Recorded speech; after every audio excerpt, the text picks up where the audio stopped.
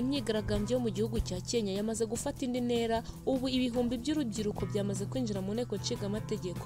Wakwibaza ngo urwo rubyiruko rugutinyurwa nande nyuma ya gasopo rwe rumaze guhabwa na perezida wabo William Ruto. Bikaba bimaze kugaragara kuri urubyiruko rushigikiwe n'uwitwa Uhuru Kenyatta wayoboye Kenya mu gihe cyashize. Ku rundi ruhande ku butaka bwa Repubulika ya Demokarasi ya Kongo, M23 yamaze kugaragaza imbunda eshatu yatwikiye ikibumba mu kibaya, zikaba ari imbunda zafashaga FARDC. Ku rundi ruhande kandi hamaze kumenyekana bimwe mu bihugu biri kuvamo abasirikare bakaza gufasha FARDC mu rugamba ihanganyemo na M23. Mwabyumvise rero ko twinjiye mu nkuru zikomeye ku mutekano, politiki na diplomasi. Banatwe kandi subscribe ni kuri buto y'umutuku kuri no kunzogera, tujye tubana mu makuru atandukanye tubagezaho. Ngo hayi ikaze. Nk'uko byamaze gutangazwa na Uhuru Kenyatta uwahoze ari perezida wa Kenya, abinyujije ku mbuga nkoranyambaga ziwe, yanditse avuga ko ashigikiye urubyiruko rwigaragambya, ko rufite ukuri kandi ko nta mukozi wa leta wakagombye kuba kijya mu biro, kuko ng'imyanzuro bari gufatira abaturage idashize mu gaciro nk'abantu b'abayobozi. Yakomeje agaragaza ko ibibazo William Ruto yisanzemo by'amadeni ari we wabyikururiye, kandi agomba gushaka uburyo agomba kubyikuramo adahohoteye abaturage. Aya magambo y'umugabo akaba yateye gusubiranamo n'umudugararo mu gihugu, bakaba bari gutabaza amahanga ngo abafashe, kuko bidatinze abaturage bigaragambya barabageze kuri perezidanse kandi nayo bari buveho bayitwitse. Bikaba byagaragaye ko ari akagambane William Ruto ari gukorerwa n'abanyepolitike batavuga rumwe na leta ye. Bikaba bikomeje kuba ihurizo kuri William Ruto, ari nako abaturage bakomeje kugenda bahasiga ubuzima, ari nako n'ibikorwa remezo bikomeje kuhasigara, kuko bimwe bari kubitwika ibindi bakabisenya. Ku rundi ruhande kandi M23 yakomeje kwereka igihandure FARDC, aho ikomeje kubamishaho ibisasu ikabangiririza ibikoresho, cyane ko ubu ngubu ho M23 yamaze kugaragaza imbunda eshatu yatwitse mu gitero yagabye mu kibaya cya Kibumba, nyuma y'uko yari imaze gukubita inshuro mu kibaya cya Nyiragongo habera igitangaza cy'ibitero bikaze, ngo aho paratune ebyiri zakoze amabara n'agatangaza muri Nyiragongo. M23 yakomeje gutangaza ko FARDC idafite kuba yayikura mu birindiro yagezemo, ngo nubwo FARDC ikomeje kuzana abacancuro, ariko rwose M23 ikomeje kwerekana ko ari igisirikare cy'igihangage, kari abanyamwuga rwose k'intambara bajemo, bayisobanukiwe kandi bayishoboye, nta bundi bufasha bw'abantu bakeneye, nta n'abacancuro bandi bakeneye, bibyo barimo babizi. Ni mu gihe ibihugu nka Namibia na Zambia byamaze kugaragara ko ibi bihugu biri kohereza abasirikare mu mutwe w'inyashyamba wa FDLR, aba basirikare b'abacancuro bakisanga mu ntambara FARDC ihanganyemo n'umutwe wa M23 ikomeje kubera mu burasirazuba bwa Kongo. M23 ikaba yamaze kugaragaza ko ntabwo bifite, nyuma y'uko imenye ko ibihugu byinshi byakomeje kohereza ingabo n'ibikoresho by'intambara byo gufasha igisirikare cya Repubulika Iharanira Demokarasi ya Kongo kubarwanya no kubakura mu duce bafashe, ngo birukane M23 ku butaka bwa Repubulika Iharanira Demokarasi ya Kongo, ngo n'ibyabo byose n'abaturage biyitirira ko bagwanira uburenganzira bwabo bose ngo bakajya iwabo mu gihugu cy'u Rwanda. Nk'uko byakomeje gushimangirwa n'amagambo ya perezida wa Kongo Felix Antoine Tshisekedi, wakomeje kuvuga ko ashaka gutera u Rwanda. FARDC ikaba yakomeje kugaragaza ko ibihugu bindi biyishigikiye ari byinshi bishaka kuyifasha kwirukana M23 ku butaka bwabo bwa Kongo, bakabohereza mu Rwanda, kandi ko no mu Rwanda bagomba kuzabakurikirana paka babarimbuye, u Rwanda bakarwiyomeka ku gihugu cyabo cya Kongo, nuko u Rwanda bakarusiba ku ikarita y'isi. Ku rundi ruhande kandi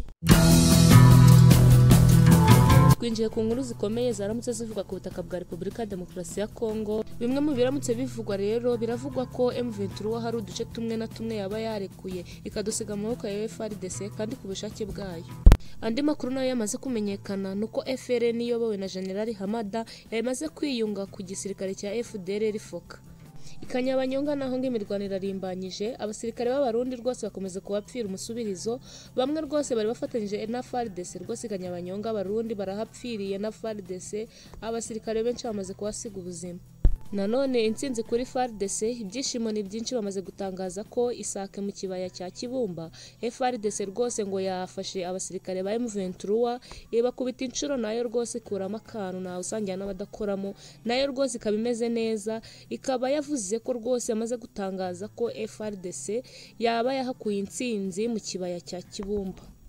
Ku rundi ruhande nabwo tugaruke muri Kenya, aho hamaze iminsi abaturage bigaragambya. Kuri wa kabiri abigaragambya bakaba bigabije inzego zitandukanye za leta, zirimo ingoro y'inteko nshingamategeko, ingoro y'urukiko rw'ikirenga ndetse n'ibiro bya guverineri wa Nairobi. Ngayo nguko mwabyumvise ko twinjiye mu nkuru zikomeye ku mutekano, politike na diplomasi. Banatwe rero kandi subscribe ni kuri buto mutuku, tujye tubana amakuru atandukanye kandi agezweho tubagezaho. Nguhaye ikaze ngwino dufatanye dusesengura aya makuru yaramutse avugwa muri iki gitondo cyo kuri uyu wa kabiri. Nk'uko byatangajwe n'ibinyamakuru bya leta ya Kongo, byavuze ko bimwe mu bice M23 yari yarigaruriye yamaze kubitakaza, bikaba biri mu maboko ya FARDC. Bikaba byamaze kugaragara ko yari propaganda, kuko FARDC imaze kubona ko itatsinda urugamba ihanganye muri M23, ngo bakaba barayobotse inzira yo kurwanisha amagambo bakwirakwiza ibihuha, kuko nowe mu minsi ishize bigeze batangaza ibihuha bavuga ko General Sultan Makenga yaba yasimbuwe. Nyuma yaho M23 yahinyuje ibyo bihuha byari byamaze gukwirakwizwa. Ni mu gihe bikomeje kunugwanugwa ko FRN iyobowe na General Hamada yahisemo kwiyunga na FDLR Foka. Bikaba byamenyekanye ko FRN yamaze guhabwa n'ibirindiro mu duce twa FARDC. Ikanyabanyonga naho imirwano ikomeje gufata indi ntera, aho n'abasirikare b'abarundi bakomeje kuhasiga ubuzima. Ni mu gitero bagabweho na M23 muri iki gitondo cyo kuri uyu wa kabiri. Kandi ngo rwose M23 ikomeje kubaswa urufaya rw'amasasu, nitaza no gusubira inyuma usibye kubatsemba bose ikabarimbu. Ni mu gihe mu gace ka Sake mu kibaya cya Kibumba habyukiye urusaku rw'amasasu. FARDC ikaba yamaze gushira hanze amakuru avuga ko bagabye igitero kuri M23 abasirikare bayo bagakwira imishwaro.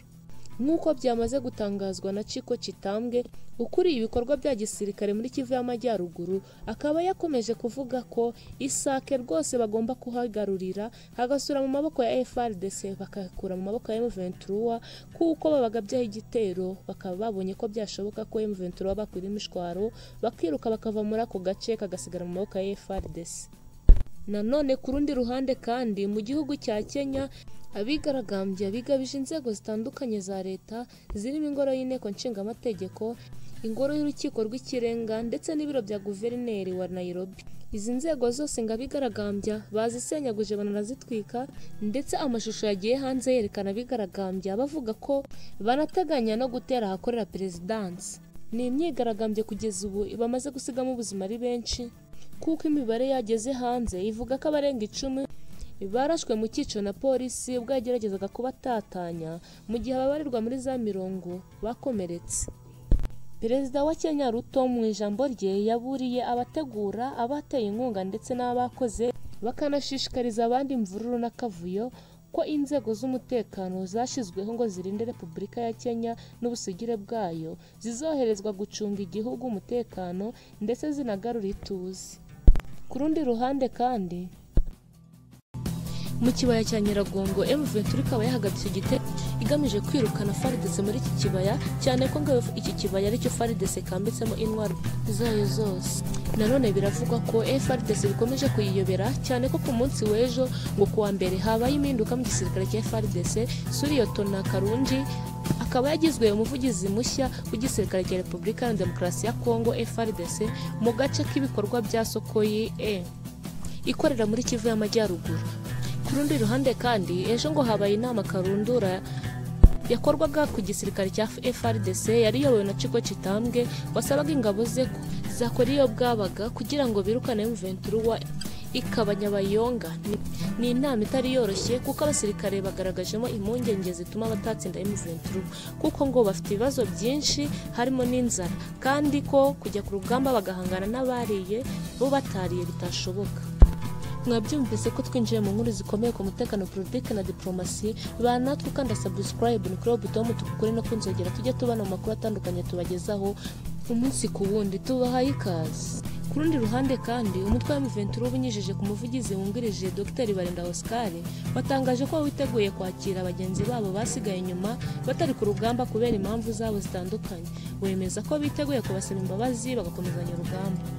Ibi Dr Oscar yabitangaje nyuma yaho umwe mu bahoze ari abayobozi b'ingabo mu mutwe wa M23 mbere ya 2013 Colonel Kayina ubarizwa muri Uganda ubu ngubu yahishiye muri iki cyumweru gishize ko hari ibibazo yagiranye n'umuyobozi by'umwihariko umugabo wa 23 General Makenga, bikaba byaratumye atitabira urugamba rushyashya batangiye.